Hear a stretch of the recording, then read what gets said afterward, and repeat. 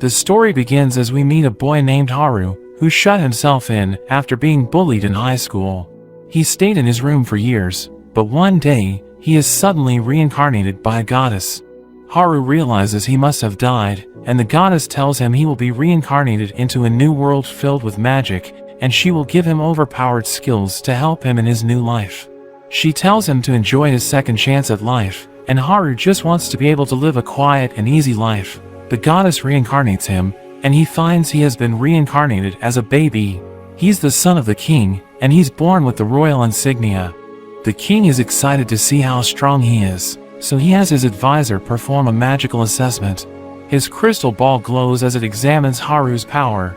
The king thinks he should be strong, because his mother was the hero who defeated the Demon King. But it turns out he is only level 2, and his advisor notes he also has no elements, so he can only use barrier magic. The king can't believe this, wondering how they could have such a useless son, and they think it would be a problem if other people found out. So they both come up with the idea to say he died during childbirth. Haru can't believe he is going to die after he was just reincarnated, and the king orders for him to be disposed of in a faraway forest. The goddess panics seeing this, and she realizes she messed up, because she actually made Haru's power level 1002, but the measuring devices in that world don't go up that high, so they don't realize how strong he is. Haru finds himself abandoned in a forest, and he can't do anything since he is just a baby. He thinks about how they mentioned he can use barrier magic, so he decides to give it a go. He imagines it in his mind, and he manages to form a cube. He finds it easy to control, easily changing its size and its form. He tries using it on himself, and it allows him to float in the air. But at that moment, a giant wolf suddenly appears. Haru starts freaking out, but he is protected by his barrier. He picks up a bunch of trees with his barriers, and he uses them to attack the wolf. The wolf is still able to get up, so he decides to go even bigger, picking up an enormous chunk of the ground, but the wolf cries out, and Haru realizes the wolf can talk. The wolf can't believe how strong he is, thinking he isn't normal. Haru struggles to talk, but he gets an idea, and uses a barrier that turns his thoughts into sound. He manages to talk, and the wolf wants to know more about him. Haru introduces himself, and says he was abandoned because his mana level was too low, but the wolf doesn't believe this, because it can sense his overwhelming power, and it thinks he is the reincarnation of the Demon King. Haru decides to play along, and the wolf instantly believes him. It admits defeat, and tells him to just finish her off, but Haru says it's not necessary, as long as she doesn't attack him again. She can't believe he is so merciful, and she swears on her name as a Flame Fenrir to keep this promise. Haru bids her farewell, calling her Flay, but the wolf sees this as being given a name, so she claims they have formed a pact, and she swears her loyalty to him. Haru explains he just shortened her name, and wasn't trying to form any pact, but Flay doesn't listen to him. Haru suddenly becomes weak, and he falls to the ground. Flay wonders what's wrong, and it turns out he requires sustenance. He says he needs milk, and Flay ends up transforming into a human form. Haru is embarrassed seeing her naked, so she puts on a suit, but Haru thinks it's just as bad. Flay prepares to give him her milk, but it turns out she doesn't have any. She suddenly hears someone approaching, wondering if she should take them out, but Haru says they should try talking to them first. A man approaches them, and Flay asks him why he is there. The man says he is there for Haru, but Flay refuses to hand him over. The man wonders about their relationship, and Flay tells him Haru is her master. The man claims to be Haru's relative, and that he is there to save him. He reveals he even brought milk, and Haru tells Flay to accept it, but she doesn't listen to him. She wonders why he is coming back for something they threw away. The man claims his wife was once pregnant, but the child didn't make it. So he doesn't care that Haru was abandoned for being weak, and he thinks that every child should have the chance to have a life. Flay is moved hearing this, and the man finds it strange to see a demon crying. They come to a deal, and the man decides to take her in as well, so she can stay by Haru's side. After 9 years, Haru has grown up, living with his new family. He had originally hoped to leave after being weaned off milk, but they were so kind to him that he ended up staying. But his only problem is that his sister Charlotte doesn't get along with him. Flay serves as their maid, and Charlotte seems to like her, asking her to play. Flay says her job is to look after Haru, but Haru orders her to play, so they go outside and Charlotte chases after her. Haru watches them from inside, and his mother tells him not to let it get to him, saying Charlotte is just at the age where she doesn't know how to act around boys. Haru worries the reason is because Charlotte can tell he is actually almost 30, so she can sense he is an old man. His mother thinks he should do something special to show how reliable he is, thinking she will change her mind, but Haru thinks he is no good in social situations. She says that as their heir, he should get out more instead of always spending his time in his room. Haru heads back to his room, and he thinks he should leave before his parents start demanding more from him, but he thinks Charlotte would hate him even more if he took Flay away, and he knows that Flay would never agree to stay behind. We see he has created a clone of himself using his barrier magic, so he can one day replace himself, but he hasn't been able to make it move or talk. His father knocks on his door, and they go out to the yard where his father wants to start teaching him how to use the sword. He isn't interested in learning, but his father tells him that since he has such low levels of mana, he should develop his other skills. Haru wants to just relax, but his father insists he gives it a go. Haru knows his father is an experienced warrior, so he thinks he doesn't stand a chance. He casts his barrier to protect himself, and he charges at his father, even breaking his sword. His father is shocked seeing the damage he caused, and he tells Haru to try and avoid his attack. He swings at him, but Haru manages to dodge it. His father can't believe this, and he says it should have been impossible for anyone under level 30 to dodge, and Haru also finds this strange. We learn that he tried checking his power with an even stronger crystal ball, thinking he could have a level in the hundreds, but it still ended up only showing 2, and he thinks it would be impossible to have a level in the 4 digits, because the highest level in all of humanity was only level 77, so he wonders what powers he was given by the goddess. Later that night, Haru's father tells his wife about the sword training session, but he is concerned that Haru could be a demon. His wife is shocked hearing this, and he mentions that there are secret records where the royal family bred with demons, and there were some who were born with demonic traits. His wife thinks Haru looks just like a normal boy, but they consider why a demon such as Flay is so obedient to him. However, he assures his wife that Haru is still their son, and that he will have a happy life. But Charlotte is shocked hearing her brother could be a demon. We see Haru relaxing in his room, when there is suddenly a commotion outside. He uses his barriers to see what's going on, and we see a bunch of injured soldiers. Haru asks his father about what happened, and his father mentions their lands have been getting attacked by thieves. They found the base of the thieves, but they ended up getting ambushed. His father thinks it's a harsh sight for him to witness, so he tells Haru to go back inside. Flay calls them useless for getting beaten by some thieves, but Haru gets pissed off, telling her to shut her mouth. As Haru walks past, he uses his barriers on the wounded, and he is able to instantly heal them all. The men can't believe it, and Haru's father wonders what's going on. At night, Haru wakes up, and he sees Flay has been waiting for him. She doesn't dare to talk, and Haru realizes she is still following his previous order. He apologizes for losing his temper, and he allows her to speak again. They head outside, and Haru uses his barriers to look for the thieves that attacked his father. He is quickly able to find them, and plans to wipe them out, as he uses his barrier to fly to their location, but at that moment, we see Charlotte watching them as they leave. We see the thieves celebrating their victory, while their boss discusses their plans to return to their homeland. Haru suddenly appears, and he instantly freezes them with his barriers. One of the men tries to talk back, but Haru instantly blows him away. The boss ends up confessing everything, revealing that they are actually soldiers from the neighboring empire. Their goal was to cause chaos in the kingdom, and they even reveal they had someone helping them on the inside.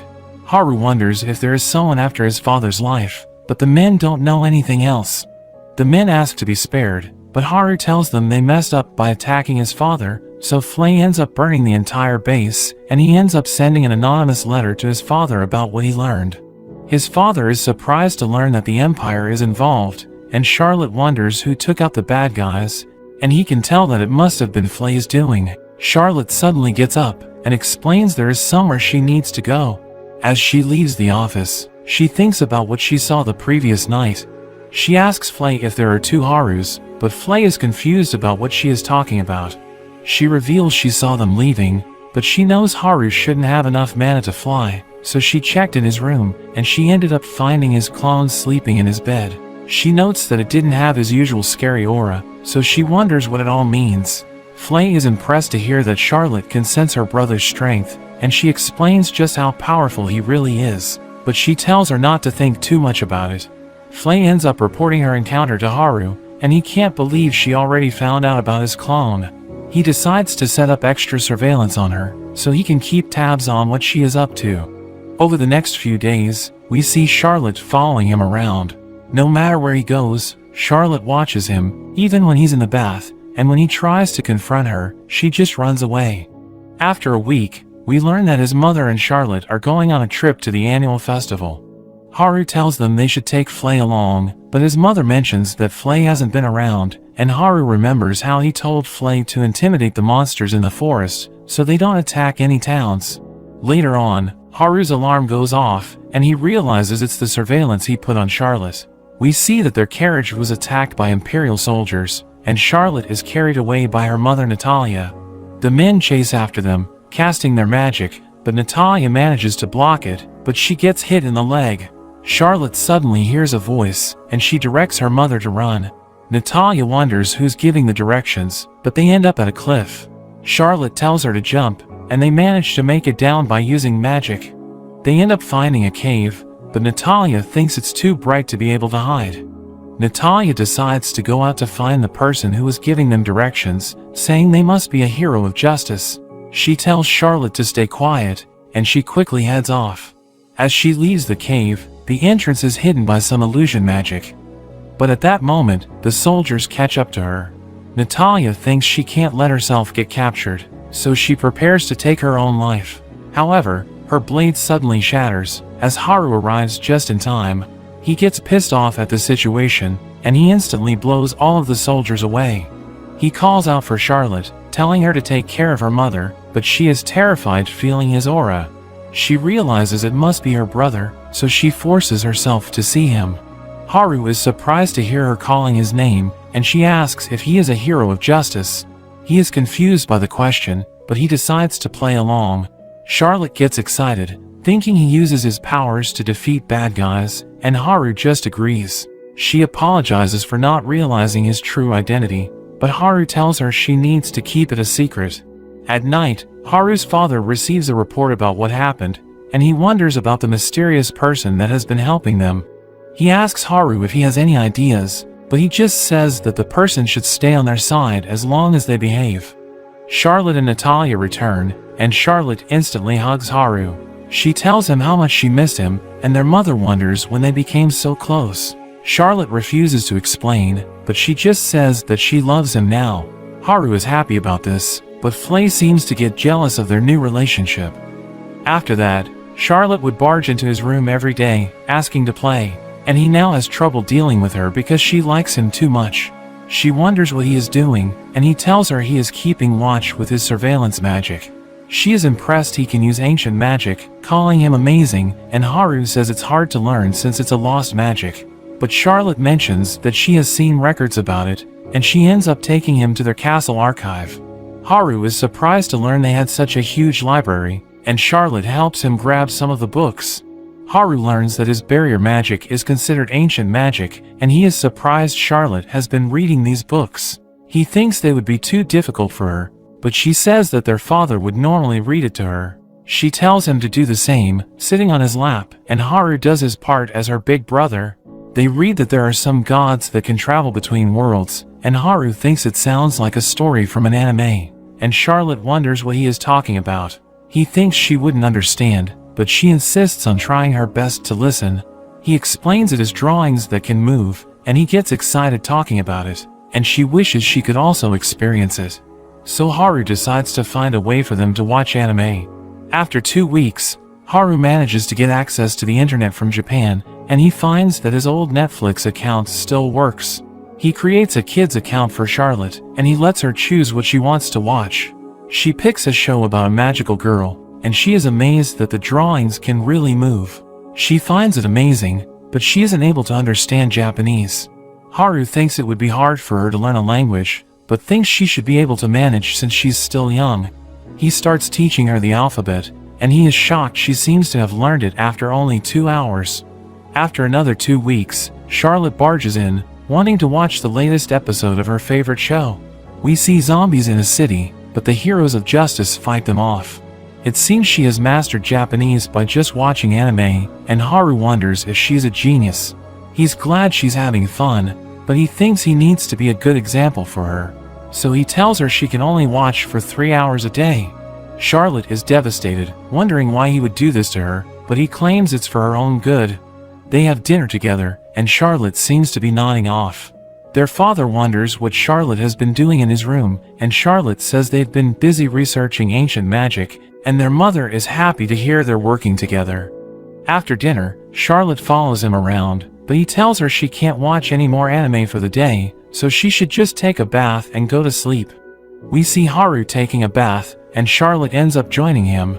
She thinks she should just go to sleep since she can't watch anime, and Haru thinks she is starting to sound like an otaku. She notices the crest on his chest, and she calls it his emblem, saying it's his proof he's an ally of justice. He thinks she has been watching too much anime, but he tells her to keep it a secret, saying that allies of justice must hide their identity. They say goodnight, and Haru goes to bed, but Charlotte ends up sleeping with him, and we see their mother watching them, happy that they are getting along so well, but Haru just wants his own space. The next day, their father leaves to subdue some thieves, and Charlotte worries for his safety. She gets depressed, but Haru tells her not to be worried, saying their father will be fine. Charlotte tells him he should use his powers to fight the bad guys, begging him to go, and Haru has no choice but to agree. She tells him he needs to transform, just like in the anime, so Haru ends up putting on a disguise. Haru gets embarrassed, but Charlotte thinks he is so cool. She wants to go with him, but he says it's too dangerous, making her depressed. However, he gives her a way to watch his heroic deeds, and he quickly heads off. He looks around for the thieves, finding them in a cave, and he uses his barrier magic to seal them in. He arrives at their location, and the thieves wonder who he is. He calls himself an ally of justice, but the men try to rush at him. He's able to easily beat them all up, but he makes sure to go easy since Charlotte is watching. At that moment, his father arrives, wondering who he is. He makes up a random name, and his father wonders if he's the mysterious person who has been helping them out. He wonders what his goal is, and Haru just explains that he's carrying out justice. He gets embarrassed with himself, so he quickly runs away. He can't believe himself, but Charlotte tells him he was super cool, wanting to see him fight again, and Haru can't believe he has to keep doing it. But he ends up making a name for himself, and he becomes known as the Black Knight. After some time, Haru seems to have perfected his clone, thanks to the books from the library. His clone is now able to speak, but it acts too much like him, and it's just as lazy as him. Charlotte wakes up in his bed, and she is confused seeing the two of them. They get called for a meeting, and Haru thinks his clone can go in his place, but his clone refuses, and Haru realizes it's useless. Their family goes out to greet their guests, and we meet the royal prince and princess, Lias and Marianne. Haru wonders if they are his real siblings, but Lias is stuck up and super rude. Marianne tells him to behave, but Lias says she can't boss him around, since he's going to be the next king, so they aren't on the same level. Haru can't believe he is so terrible, but Lias calls him out for staring at him. He knows Haru is only level 2, so he decides to teach him a lesson, challenging him to a fight. Haru thinks it's going to be a pain, but Lias thinks he is afraid, saying he will hold back. Haru checks his level, seeing he is level 9 with a maximum of 40, and he compares it with his father and the princess. Lias charges at him, but he easily dodges him. Lias tells him not to run away, so Haru uses his barrier to protect himself. He lets the prince beat him up, but Lias tells him to fight back, so he instantly attacks him from behind. Lias gets back up, but Haru just keeps knocking him down. Marianne doesn't believe he is only level 2, but Haru's father just calls it a mystery. Lias refuses to lose, attacking with a fireball, but Haru just absorbs it with his barrier. The prince keeps on attacking, but his spells have no effect. He wonders what's going on, and Haru reveals that he absorbed all the fireballs, wondering if he should return them, and Lias falls to his knees. Haru lets him off the hook, and he is just glad it's over. Marianne apologizes for her brother, and she wonders if he is really level 2. Haru confirms that he is, but he quickly excuses himself. As he heads back to his room, he wonders if this incident will cause his real parents to come looking for him. We see Charlotte as she helps Haru look for bad guys to take down. Flay returns, and she also wants to help out, but Haru thinks she will end up causing trouble. He asks her about his other tasks for her, but she claims to have finished everything. Charlotte gets excited, wanting to see them team up, saying that every hero needs a partner. Seeing how excited they are, Haru has no choice but to go along with it. He warns Flay that since Charlotte is watching them, she isn't allowed to use excessive violence. We see the group of thieves as they prepare to check out their haul, but Haru makes his entrance, introducing himself as the Black Knight, and Flay follows suit, calling herself the Crimson Knight. The men are confused, and Flay attacks with her flame, setting them on fire. Haru tries to remind her of his warning, but she doesn't listen and continues to throw fire, so he ends up stopping it with his barrier. Flay is confused by what's going on, and she prepares to use her full power, but Haru suddenly smacks her, reminding her not to be so violent.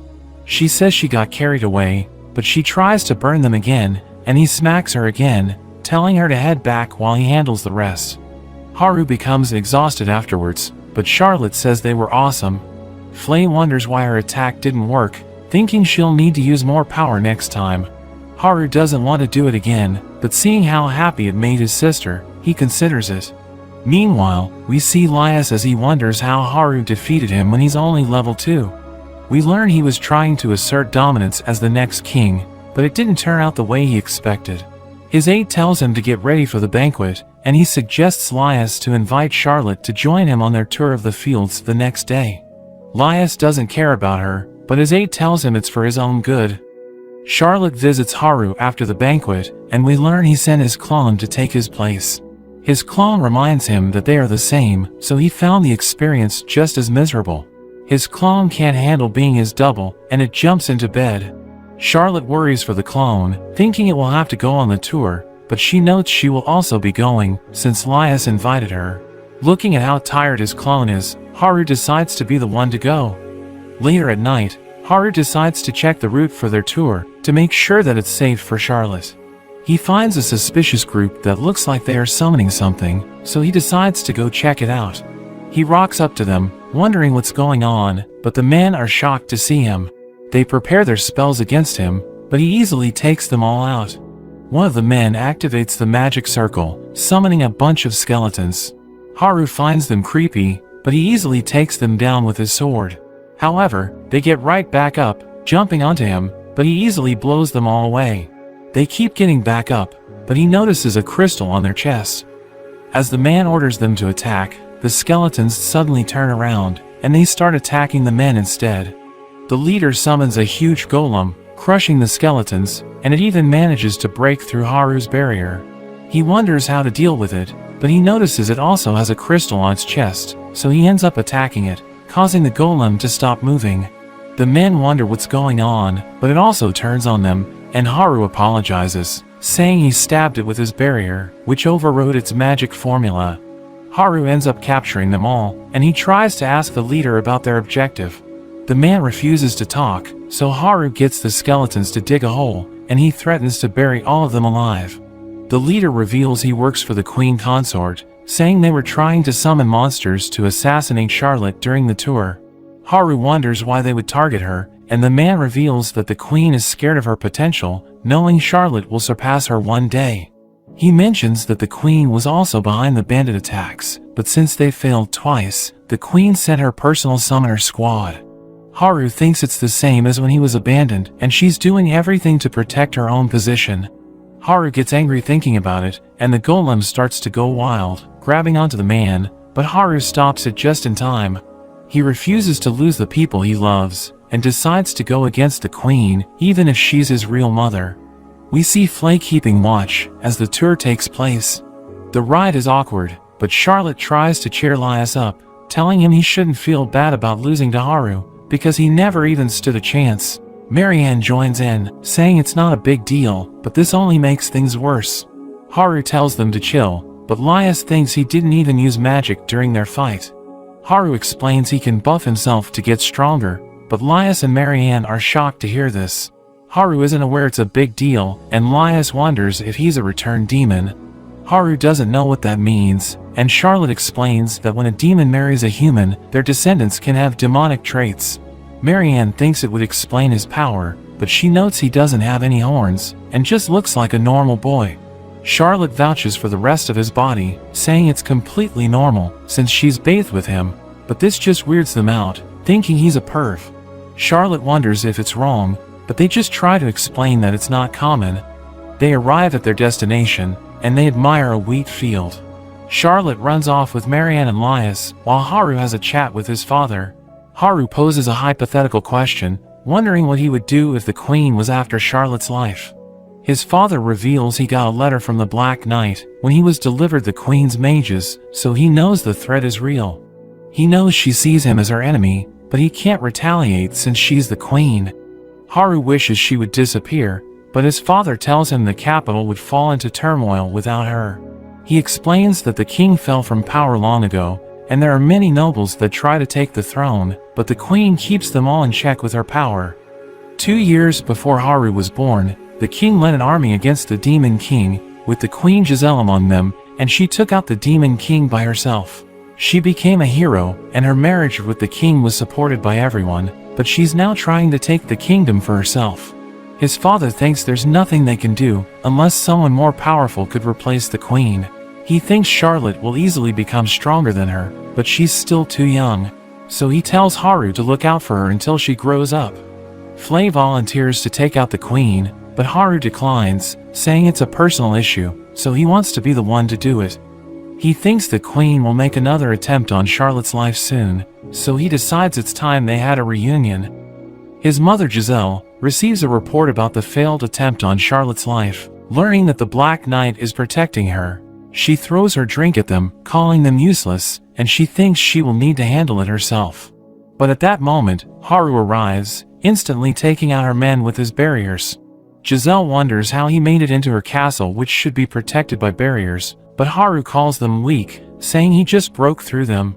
Giselle prepares to deal with him, and Haru is surprised she can use 3 spells in a row. He gets trapped in a sphere of water, starting to drown, but he uses a barrier to help him jump out. Giselle follows up with ice magic, which Haru is able to defend against, so she then blasts him with her fire magic. Haru drops to the ground, and Giselle starts to gloat, saying he was no challenge, but Haru just gets back up, brushing off the attack, and Giselle wonders who he is. Haru starts to retaliate, attacking with a barrage, and Giselle struggles to defend herself. She thinks he is even stronger than the Demon King, and she starts to run out of mana, but she charges at him with her sword, and Haru fights using his own sword. Giselle gets on top of him, thinking she is unrivaled with the sword, but Haru ends up disarming her. He prepares to punish her, creating a collar around her neck, and he tells her she will lose her head if she tries to take it off. She wonders what he wants, and Haru tells her he has one demand, telling her to keep her hands off Charlotte and his family, warning her what will happen if she disobeys. 5 years later, things have remained peaceful, and we see Charlotte playing out in the snow. Haru finds it too cold outside, so he just wants to go back to his room. He wonders if Flay is cold in her outfit, and we see her shaking, but she claims to be fine. Haru can see through her lie, so he gives her a new outfit, and tells her to speak up if she has a problem. Charlotte tells him about a special move that she thought of, saying she isn't strong enough to use it, so she asks him to try it out. She explains how to do it, and he thinks it's ridiculous, but he can't say no to her. He prepares his magic, performing a chant that he finds embarrassing, and he ends up drilling a huge hole in the ground. Charlotte is impressed, and Haru is glad he could make her happy, but their parents suddenly appear, wondering what's going on, so Haru quickly uses his magic to create the Black Knight, who flies away, and he blames the hole on him, saying the Black Knight was passing by, and showed off his special attack. Charlotte quickly agrees with the explanation, and their father decides not to look into it. As Charlotte continues to play, Haru asks his father how things have been going. His father mentions how the queen hasn't appeared in public over the last few years, but he is glad there have been no more attempts on Charlotte's life. He has heard rumors that the queen wears a slave collar now, so he wonders if that has something to do with it. Haru is just glad everything is peaceful, and he thinks he can finally have a relaxing life as a shut-in, but his father suddenly mentions he will need to start going to school in the capital. Haru is shocked hearing this, and his father says he tried to refuse, but it was beyond his control. Haru instantly refuses, remembering how bad school was in his past life, and he becomes determined to find a way to get out of it. We see them discussing it further back at the house. His father reveals it was a direct recommendation from the king. Haru wonders why he would do such a thing, and his father thinks he must have made an impression on Princess Marianne when she came to visit them. His father thinks it would also be a good opportunity for him to meet people and see more of the outside world. Haru doesn't want to cause trouble for him, so he agrees to go. His father mentions he should bring an attendant since he is going to the capital, but he says he can't take Flay since she would end up causing trouble, and his mother suddenly appears, volunteering to go with him. But Haru refuses, saying nobody would be bringing their mother with them, and his father tells him he has 3 months to find someone. As Haru heads back to his room, he thinks of a way to get out of going.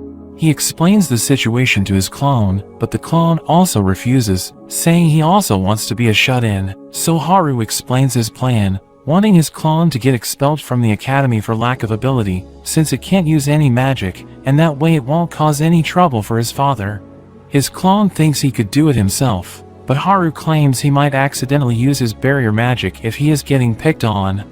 His clone doesn't want to get beaten up, so Haru promises to use his barrier on him to protect him, and his clone reluctantly agrees to the plan. We learn that over the last 5 years, Haru built a cabin somewhere far away, where he can be a shut-in while his clone covers for him. He relaxes playing video games, but Charlotte still comes to visit, so she can watch her favorite animes.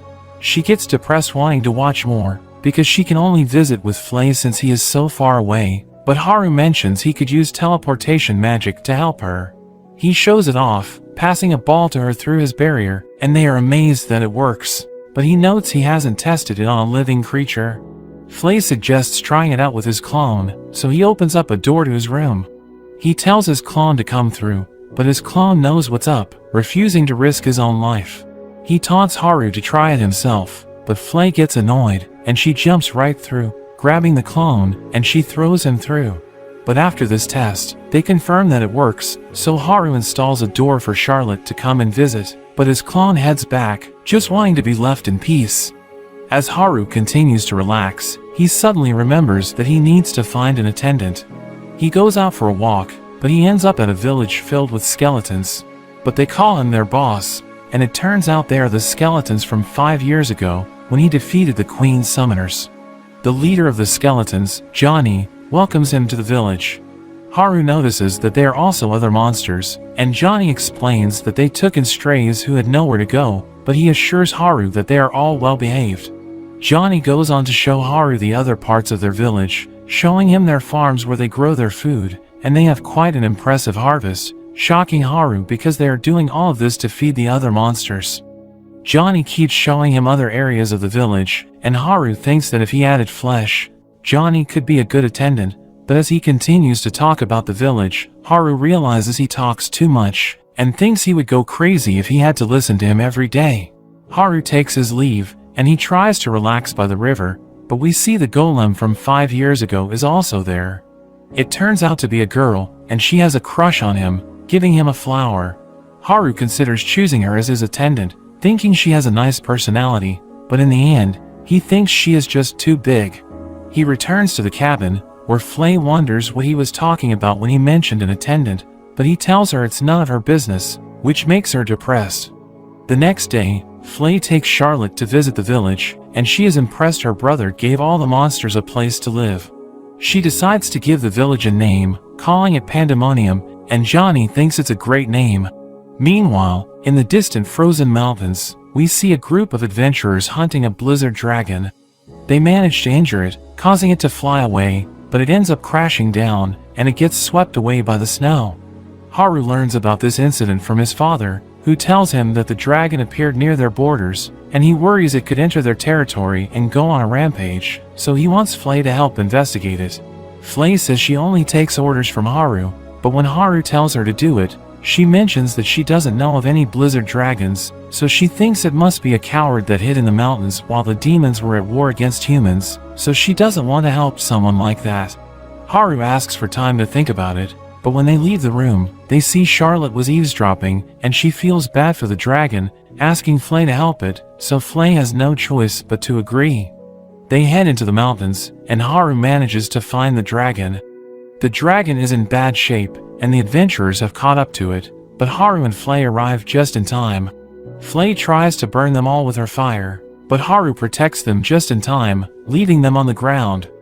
Haru tries to talk with the dragon, but it ignores him and asks Flay why a demon like her would serve a human.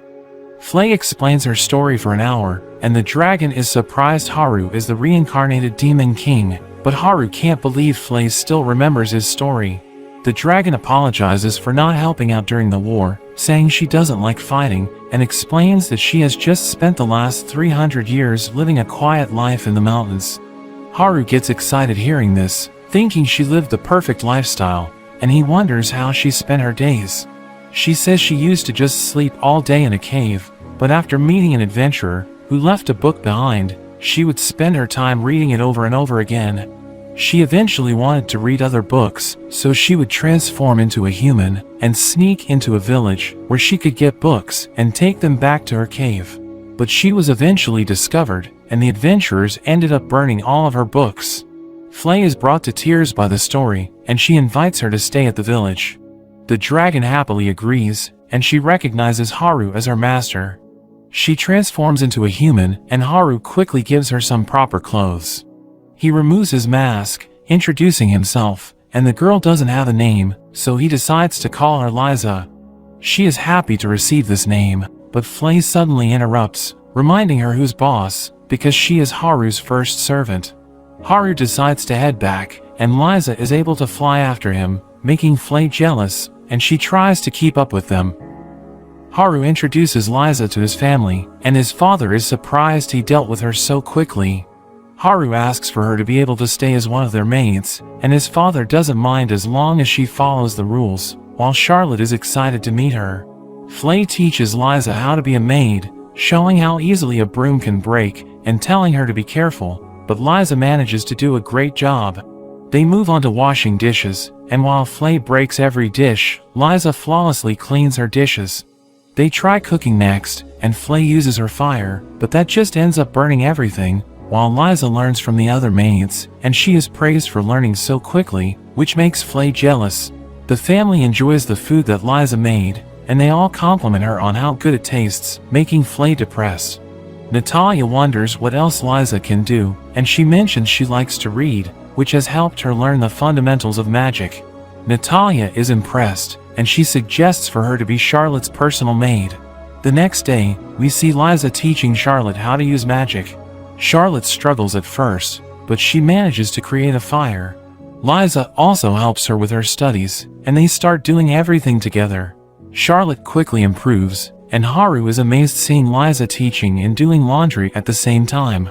Haru feels bad seeing her do their chores, and Charlotte worries she has been an inconvenience, but Liza says she has enjoyed serving her, and Charlotte asks her to also be her friend, which Liza happily agrees to.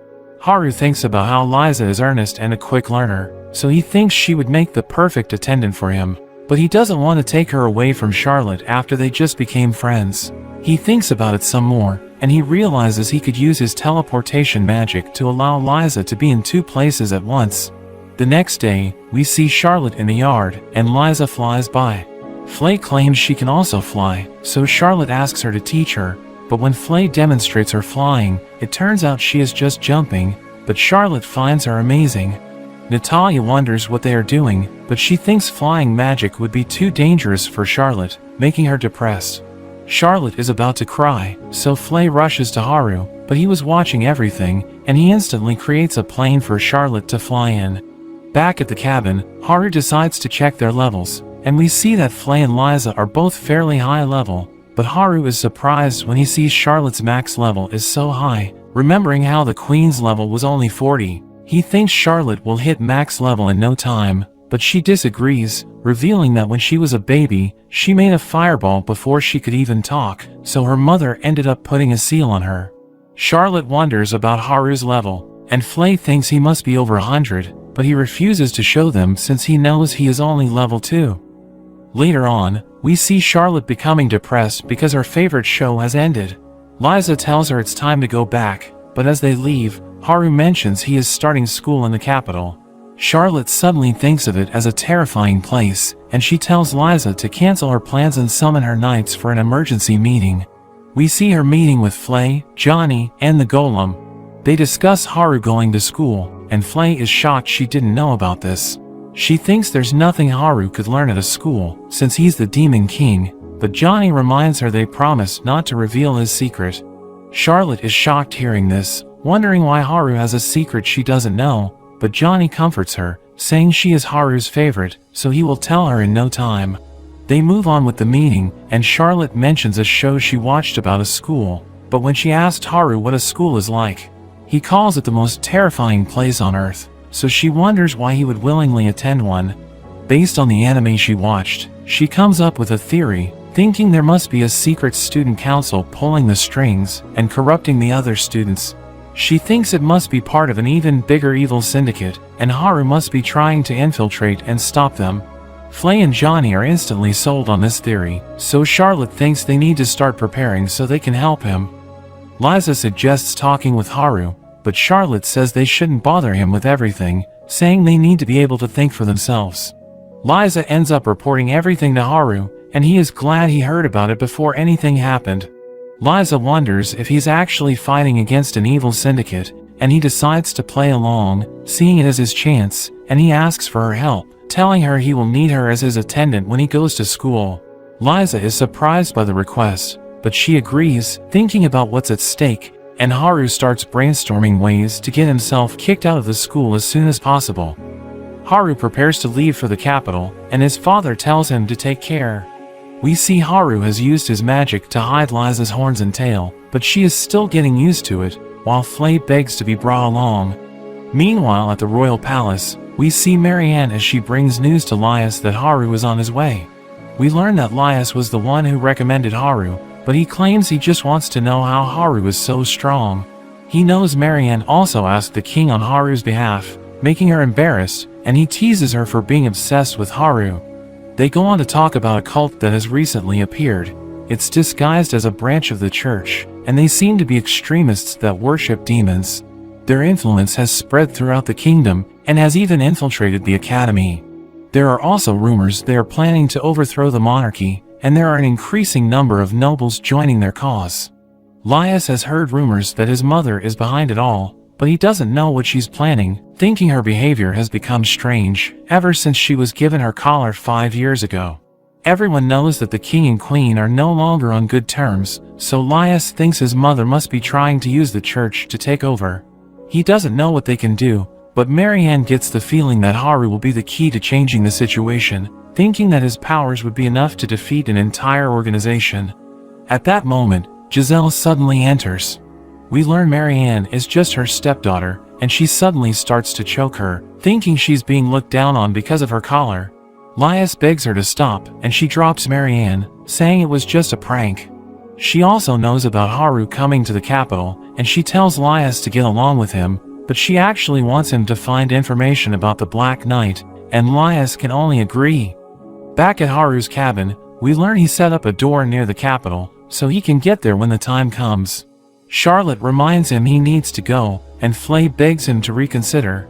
Haru leaves with Liza, and they arrive in a forest near the capital. They are still a fair way away, and Liza notices a carriage being chased by a bison. Liza notes that the bison is usually a herbivore, so she thinks it must be hungry. Haru decides to help, transforming into the Black Knight. He flies over, but at that moment, the carriage wheel comes loose, and the people are about to fall out, but Haru catches the boy with his barrier. The bison continues to charge at the carriage, but there's a girl that steps forward. Haru wonders if she is strong, and the girl tries to stop the bison, but she ends up getting thrown away. The bison prepares to charge at her again, but Haru stops it just in time. The girl thanks him for his help, introducing herself as Iris, but she is injured, so Haru instantly heals her with his barrier. Haru also fixes the carriage, and the girl is amazed by his abilities. Haru wonders why she is traveling in such a shabby carriage, and Iris says that's all she could afford, but she swears to find a way to repay him. Haru ends up relocating the bison, and even gives it some food. He and Liza continue on their way, but Liza notes that Iris gave her a strange feeling, but she can't put her finger on what it is. They manage to make it to the academy, and there's a huge line to get in. As Haru looks at the other people waiting, his anxiety kicks in, and he just wants to go home.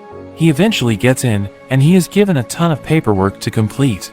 When he makes it to his room, he is completely exhausted, so he quickly makes a door and heads back to his cabin. Charlotte and Flay welcome him back, but he just wants to rest. He tells Flay to make him some food, but Charlotte suggests getting some food in the capital. Flay wants to cook for Haru, but Charlotte reminds her of their mission, and she ends up agreeing as well. Charlotte gives Flay a disguise, so people don't find out she's a demon, but Haru thinks it's too obvious, so he uses his magic to make her ears and tail invisible. They head into the city, and they enjoy a meal at one of the restaurants. Charlotte then takes out a map of the capital, planning to investigate their surroundings, and she orders Liza and Flay to survey the surroundings. Haru wonders what they are planning, but Charlotte says it's just a contingency. Haru is left to explore with Charlotte, and she calls it a date. Haru is shocked hearing this, and he thinks about how it would be his first date ever. Even though he thinks she doesn't understand what a date is, he decides to go along with it. They walk around the city together, and Haru even buys her a necklace. As they continue to explore, Charlotte ends up running into Iris. Haru rushes over, but Iris gets a familiar feeling from him, and she remembers the feeling of his mana, but Haru says that's impossible, revealing he's only level 2. Iris apologizes for her mistake, but she rushes off because she has an interview. As Charlotte watches Iris leave, she also notes that she felt something strange from her. We learn Haru's clone has been covering for him at the academy, but the clone tells Haru there is a proficiency exam before the entrance ceremony, but he refuses to take it because he's been miserable being stuck at the academy. Haru thinks that if he does terribly, it could be the perfect chance to get kicked out. We see him sneaking around the academy, trying to avoid any social interaction, but he's caught by a professor named Polko. The professor guides him inside, taking him to a lecture room, and Haru thinks about what it's like to start at a new school, but this just makes him depressed. Haru is determined to fail at all costs, and the professor gives him his test. He actually has no idea how to answer the questions, so he just puts down he has no clue. There's a section about barrier magic, which he answers properly, thinking he can't make it too obvious he's trying to fail. There's also a section on ancient magic, and Haru remembers the books where he would read about it, accidentally answering the questions without thinking. The professor tells him he also needs to do a mana assessment, but Haru thinks there's no point, since he's just going to be level 2. The professor says it's just their procedure, and Haru thinks it will be a good chance to show how weak he is. Haru is taken to another room, where he meets a tiny doctor named Teretta. She introduces herself as the ancient magic researcher at the school, and she tells him not to get ahead of himself, just because he was recommended by the king, and she says she will send him home if he gets on her bad side, but this just makes Haru excited. Teretta looks over the answers from his test, and she finds them to be quite interesting. They move on to the mana assessment, and Haru expects to be level 2. There's a huge amount of energy, and the crystal ball ends up shattering. The professors are stunned, and Haru is shocked he broke it. He thinks Teretta must be mad at him, and he hopes to get sent home, but she just finds him incredible, thinking he must have so much power that the crystal couldn't handle it.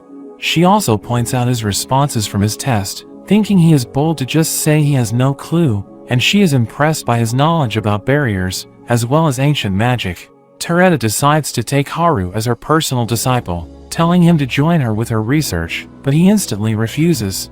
Teretta begs him to join, but he just excuses himself. He explains to his clone what happened, and his clone is annoyed he made such a good first impression, but they are still determined not to give up. The day of the entrance ceremony arrives, and Charlotte gives clone Haru a gun. He thinks about how he is forced to take Haru's place, but since he has no magic, he is protected by Haru's barrier, and the gun is for self-defense. After the entrance ceremony, clone Haru rushes out to get back to his room. He suddenly notices a group of popular students, and he thinks he should avoid them at all costs. As he passes by, the leader of the group calls out, but he's actually talking to Iris. Clone Haru thinks he should just get back to his room, but he ends up running into Iris. The other student gets annoyed, thinking he's being ignored, and he introduces himself as Schneider, the student vice president. He calls them out for not paying their respects to him, but Iris claims she just joined the academy, so she didn't know that was a rule. Schneider points to Clone Haru, telling him to explain how things work, but he suddenly pretends to have a stomach ache, trying to get away, but Schneider thinks he's being mocked, so he decides to teach him a lesson. Clone Haru tries to run, but he ends up getting hit in the back. However, he gets right back up, and Schneider can't believe he's completely fine. Clone Haru quickly pretends to be in pain, but this just pisses Schneider off. Iris apologizes for getting Haru involved, but she doesn't understand why Schneider is so angry, and Clone Haru realizes Iris has even worse social skills than him and is completely unable to read the room. Schneider refuses to be made a fool of, and he prepares to attack with multiple spells. Clone Haru is left with no choice, firing his gun and then quickly running away.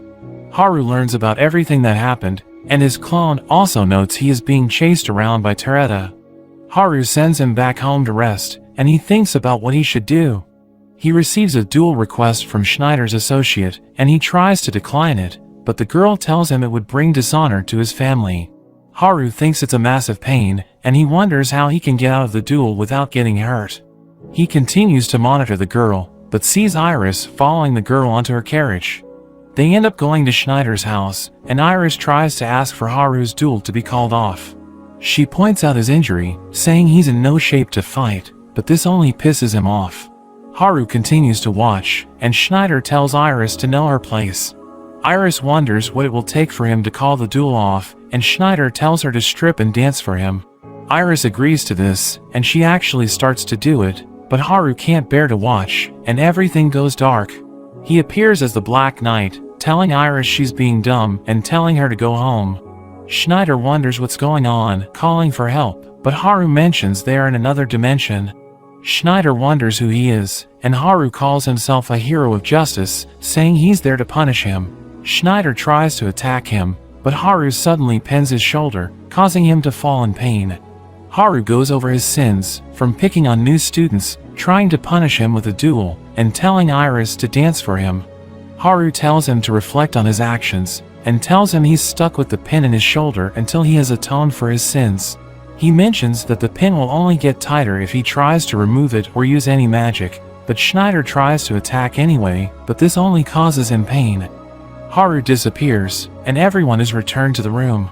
Schneider's friend tries to heal him, but this only causes him pain, and Schneider swears to get his revenge. The next day, Haru attracts the attention of all the other students, and they wonder if he's really only level 2, because he defeated Schneider in a single hit. He manages to get away, but he gets mad thinking his plan to get expelled isn't going well. As he walks past some other students, he realizes rumors are starting to spread about him, and the girls even think he is cute. He starts running back to his room, but he's stopped by Tereta, and he instantly rejects her without listening to what she has to say. She insists for him to join her lab, but Haru just claims he forgot what they talked about, and he tries to leave. Tereta goes on to explain it to him again, saying that at the academy, there are 2 courses that he must choose from. There's the night course where students learn the practical use and application of magic, and it's designed for those who want to become knights and serve the country. The other is the scholar course, and Tereta explains he will get to just work in a lab and invent new ways to use magic. She thinks it would be perfect for him since he's interested in ancient magic, but Haru thinks he would just join a different lab. At that moment, Lias suddenly appears, rushing at him, but Haru easily restrains him, not recognizing who he is. But Marianne also appears, and he's surprised Lias has gotten so much bigger. He wonders what they want from him, and Lias tries to be friendly with him, but Haru just ignores him and talks to Marianne. She asks him if he has chosen a course yet, and she asks him to join the lab that she's in. Lias also wants to be in Haru's class, but Tereta claims that Haru belongs to her. Lias gets into an argument with her, but he realizes who she is, and he warns Haru to avoid her, saying her research is useless, and that she gets into trouble with the other professors, but Tereta claims he is just not smart enough to understand her research.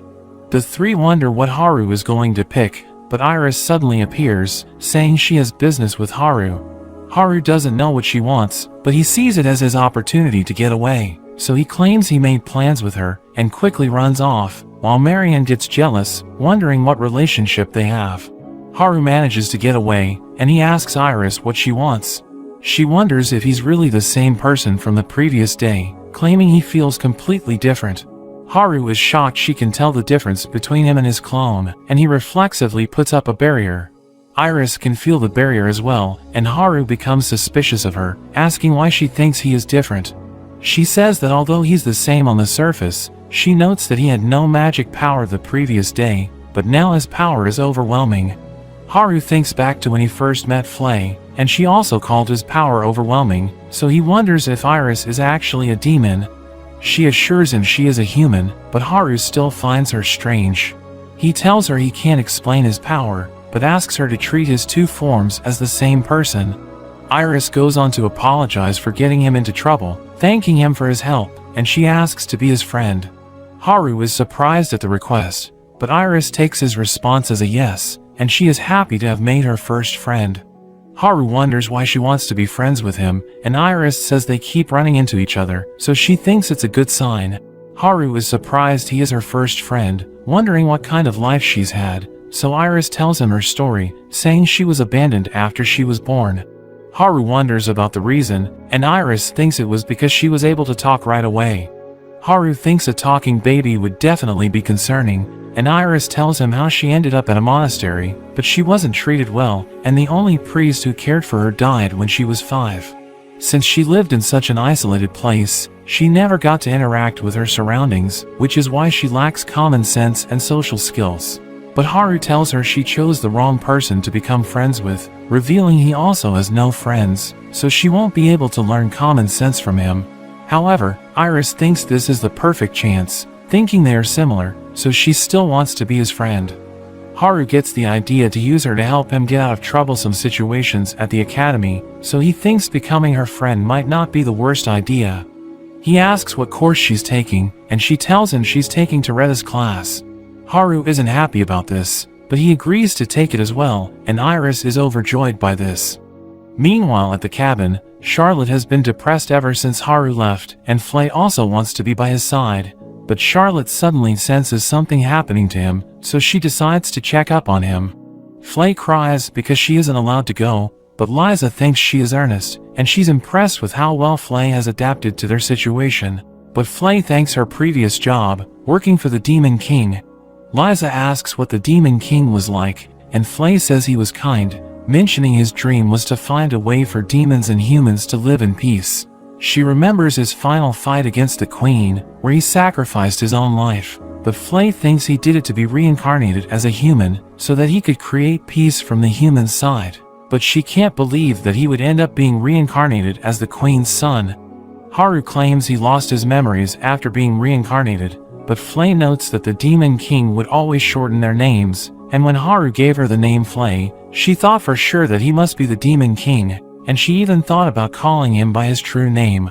Liza wonders about the Demon King's true name, so Flay reveals it, calling him Irisvelia. Haru formally introduces himself, and Iris reveals her full name is also Irisvelia. Haru thinks her name is too long, so he decides to just keep calling her Iris, making her laugh, as she mentions how she also likes to shorten people's names. Haru prepares to leave, but Iris wonders if he has chosen his classes, suggesting they should do it together. Haru invites her back to his room, but he suddenly worries about people getting the wrong idea. When he enters his room, he finds Charlotte waiting for him, and she's shocked thinking Iris is his girlfriend, but Haru says they are just friends. However, Charlotte thinks it won't be long until he has a ton of girlfriends, but she still wants to be his wife. Iris thinks they are weird, but Haru thinks that this just must be how kids grow up, and that Charlotte will find him gross in the future, so he decides to just go along with it. Haru introduces the two girls, and he starts filling out his class selection. We see he just makes his decisions by rolling a die, and Iris is surprised by his methods, but Charlotte explains that no matter what classes he picks, Haru will be able to ace it, calling him an existence that transcends all common sense. Iris is amazed by this, but Haru tells her not to believe everything that Charlotte says. Haru gets bored filling it out, so he just tells Charlotte to help him choose whatever she thinks is suitable. She helps him finish it, and he doesn't even bother checking it. Iris is surprised by this, wondering about his goals for entering the academy, but Charlotte claims he's there for a more important reason, but refuses to tell her the specifics. Haru wonders why Charlotte came to visit, but she claims she has already accomplished her mission, so she prepares to head back. Haru thinks it would be bad to let Iris see the gate, so he quickly covers her eyes, and Iris wonders where his sister went, but he just tells her not to worry about it. 1 week later, we see Haru waking up back at the cabin, and he is depressed because his classes are finally about to begin. Charlotte gives him his schedule, and we learn he is only in the C class, but Charlotte tells him that the classes are regularly shuffled based on his results, so she thinks he will make it to the A class in no time, but Haru seems to have other plans.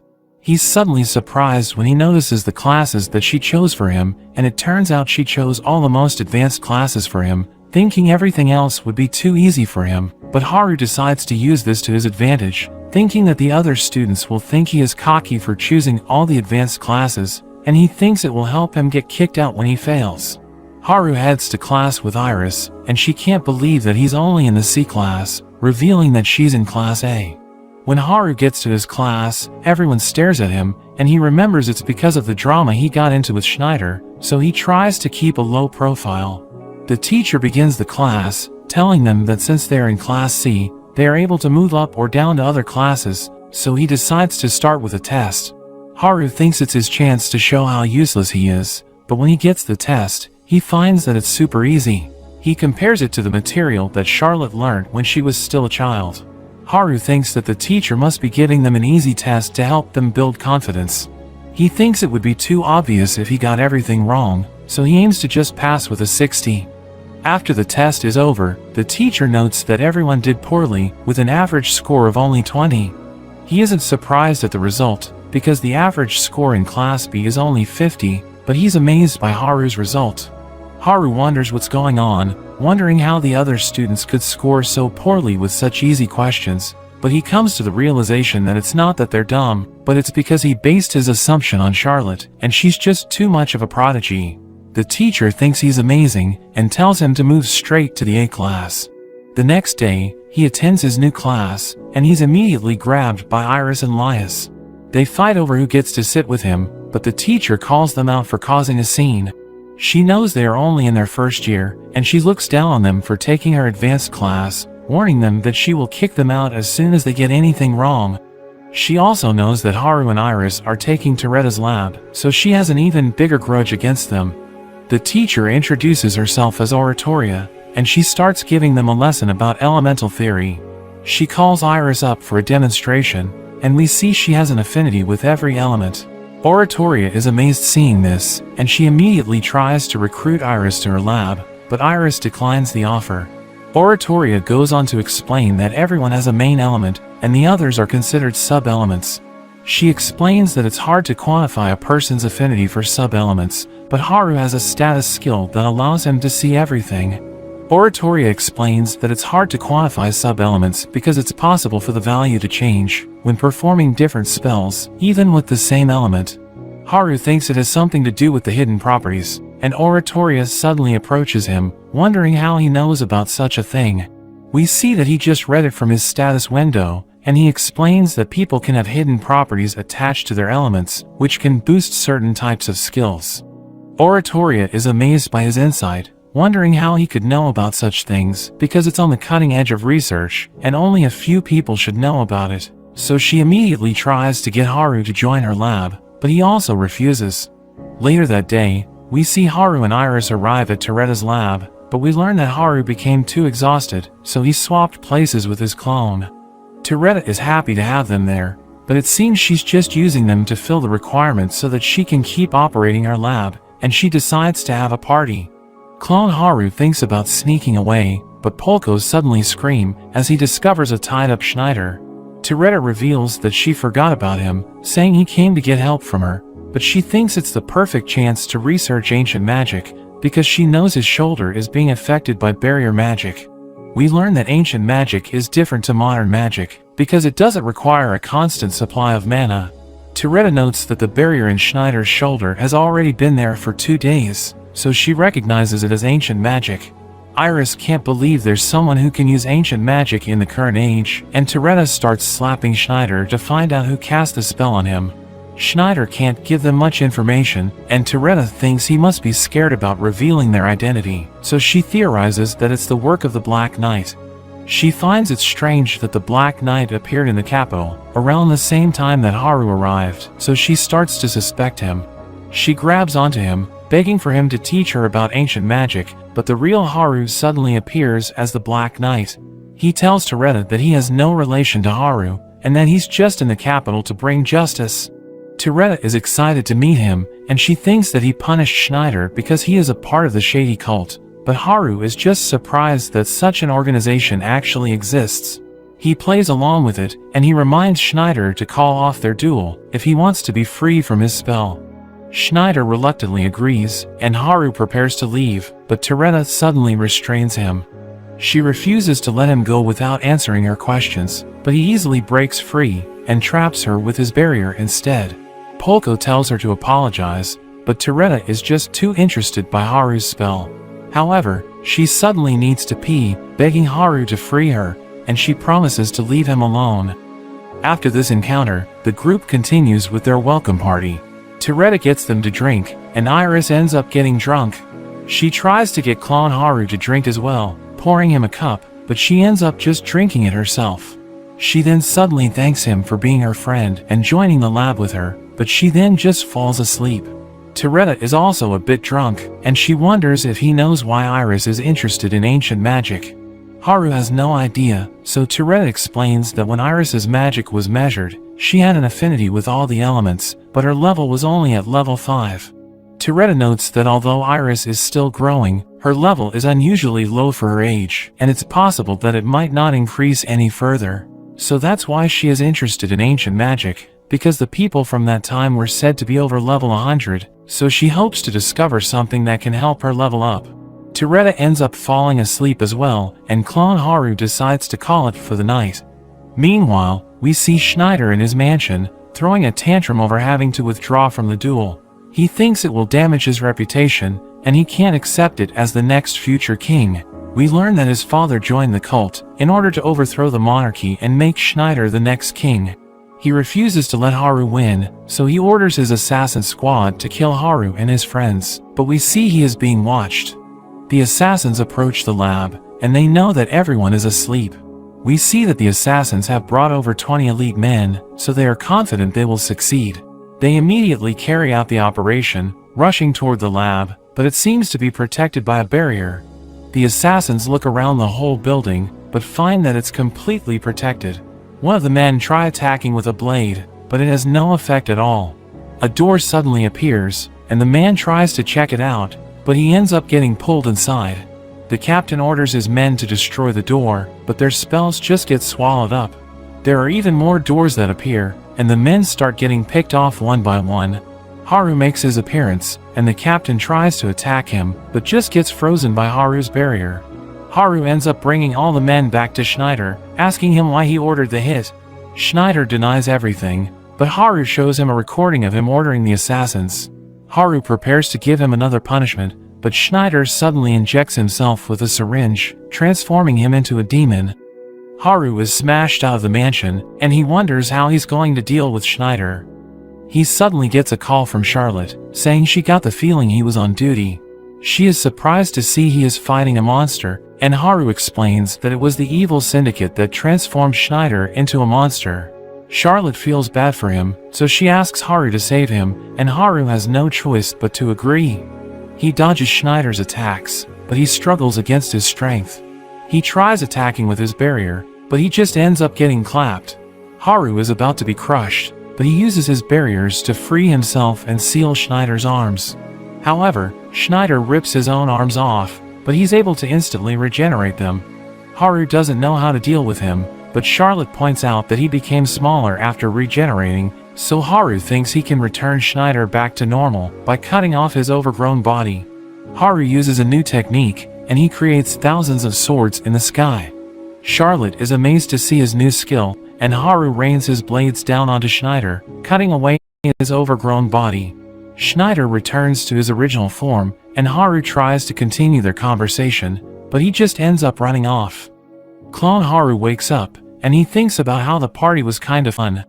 Haru teases him for enjoying it, but the clone thinks that it's an improvement from their previous life, and Haru also agrees, thinking about the people that they've met. The next day, we see Flay and Liza gathering information in the capital. They are approached by a group of shady men who offer to help them, and they are led into an alleyway. But they just end up beating up the men, and get the information they were after.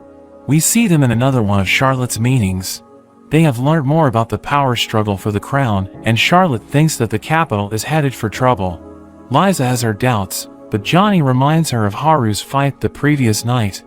Charlotte replays the highlights, and they all admire Haru's new technique. Charlotte thinks Schneider must be a part of the evil syndicate, and she declares that it's their time to make a move, so she starts making plans for them to infiltrate the academy so they can expose them from within. The others all agree with her, but we see Haru watching them, and he can't believe what they are getting up to. He decides to let them have their fun, while he continues to watch over them, and making sure nothing disturbs his peaceful life. But that's where this video ends. Remember to like and subscribe to the channel. Thanks for watching, and I'll see you next time.